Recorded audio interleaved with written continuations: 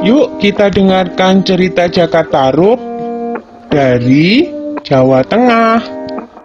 Pada zaman dulu, ada seorang pemuda bernama Jakatarup.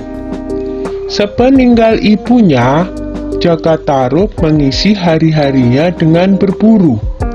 Hampir setiap hari ia berburu ke hutan. Hanya dengan berburulah Jakatarup bisa melupakan kesedihannya. Begitu juga pagi itu, Jakatarup pergi ke hutan untuk berburu seperti biasanya. Ketika sampai di hutan, ia hanya menunggu hewan buruan lewat di depannya. Tetapi, tak ada satupun hewan buruan yang ia dapatkan. Jakatarup pergi ke danau Toyawening karena kehausan. Tiba-tiba, ia mendengar suara gadis-gadis yang sedang bercanda. Mana mungkin ada gadis bermain di tengah hutan belantara begini? Suara itu semakin jelas terdengar. Jakatarup mengintip dari balik pohon besar.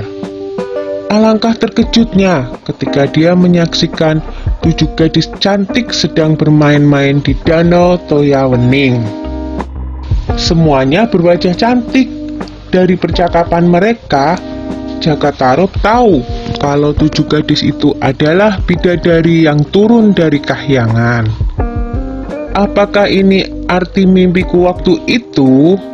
Pikirnya senang. Jakatarup melihat ada tumpukan selendang di atas sebuah batu besar di pinggir danau. Selendang-selendang itu memiliki warna yang berbeda-beda. Jakatarup berniat mengambil salah satunya. Dengan hati-hati, Jakatarup berjalan menuju selendang-selendang itu. Jakatarup mengambil yang berwarna merah. Setelah berhasil, dia buru-buru menyelinap kembali ke tempat semula di balik semak-semak. Tiba-tiba terdengar aba-aba dari seorang bidadari. "Ayo kita pulang sekarang. Sebentar lagi hari akan gelap." "Iya, benar. Ayo kita segera pulang sebelum matahari terbenam," sahut yang lainnya. Dan akhirnya para bidadari itu keluar dari danau. "Di mana selendangku?" teriak salah satu bidadari. "Siapa yang mengambil selendangku?" "Di mana kau taruh selendangmu, Nawang Wulan?" tanya yang lain. "Tadi di sini," jawab Nawang Wulan. Ia terlihat sangat panik karena tanpa selendang itu dia tidak akan bisa kembali ke kahyangan. Karena hari sudah mulai gelap, yang lain terpaksa meninggalkan Nawang Wulan sendirian. Dia hanya bisa melambaikan tangan kepada keenam temannya yang terbang menuju kahyangan. "Mungkin sudah nasibku untuk menjadi penghuni bumi," pikir Nawang Wulan sambil menangis.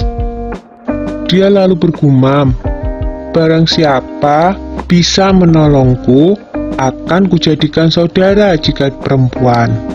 Jika dia laki-laki, akan kujadikan suamiku."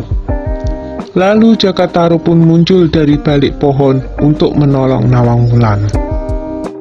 Akhirnya Jakatarup pun menikah dengan Nawang Wulan, seorang bidadari dari kayangan. Mereka pun dikaruniai seorang putri yang sangat cantik yang diberi nama Nawangsih.